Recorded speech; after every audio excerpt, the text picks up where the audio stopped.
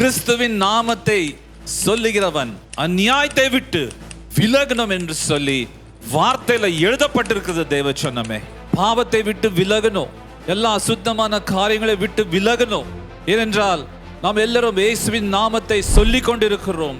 ஆனால் நம்முடைய வாழ்க்கையில பாவத்தை விட்டு நாம் விலகிறோமா?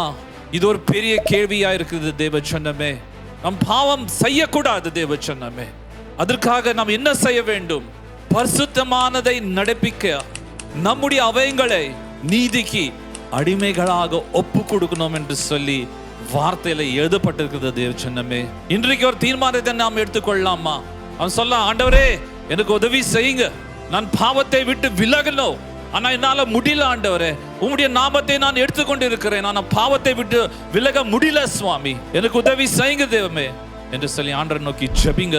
கண்டிப்பா ஆண்டவர் உங்களுக்கு உதவி செய்ய போகிறார். தேவ ஜனமே, இன்னைக்கு அந்த தீர்மானத்தை எடுத்துக்கொள்ளுங்க. ஆண்டவரே, நான் முதலாவது தேவனுடைய ராஜ்யத்தையும் நீதியும் தேடுவேன், நீதிக்கு அடிமைகளாக என்னுடைய அவயங்கள் ஒப்பு கொடுப்பேன்.